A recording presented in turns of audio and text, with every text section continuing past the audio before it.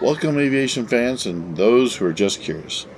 If you look up while walking through the America by Air gallery at the National Air and Space Museum on the National Mall, you'll see a gleaming silver Douglas DC-3 suspended from the ceiling, bearing the registration of November 18124. This specific aircraft is not just a symbol of aviation's golden age, it's a tireless veteran of the skies with a remarkably long and storied lifespan. Here's the narrative history of the Eastern Airlines DC-3 that calls the Smithsonian home.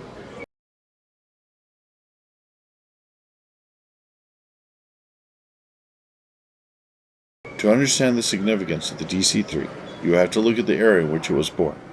Before 1936, the U.S. commercial airline industry relied heavily on government airmail subsidies just to survive. Early airliners simply could not carry enough people to make airliners profitable. The Douglas DC-3 changed everything. With its 21-seat capacity, all-metal construction, cantilever wings, and reliable twin Wright engines, it became the first airplane in the world capable of making a profit by carrying passengers alone.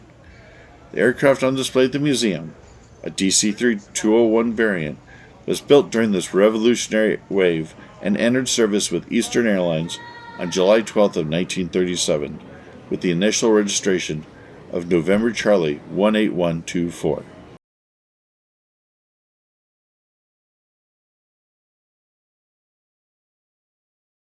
For the next 15 years, this specific aircraft became a vital part of the Eastern Airlines Great Silver Fleet, while military variants of the DC-3, like the C-47 Skytrain, were off dropping paratroopers and flying cargo over the Himalayas during World War II. This civilian DC-3 was relentlessly crisscrossing the Americas, helping build the foundation of the modern American commercial air travel system. By the time it was finally retired, what had become November 18124 had logged a staggering 56,700 flight hours in the air. Its final commercial flight took place on October 12, 1952, carrying passengers on a route from San Salvador to Miami.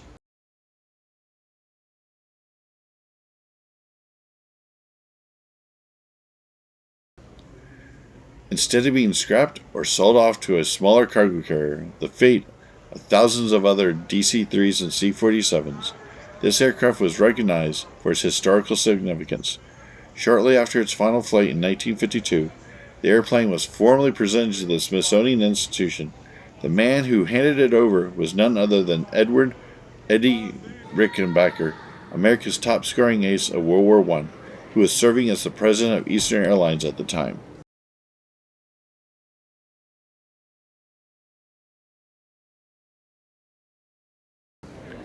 This DC-3 was placed into storage until the current National Air and Space Museum building on the National Mall opened up in 1976. From opening day onward, it hung suspended from the ceiling, viewed by hundreds of millions of visitors.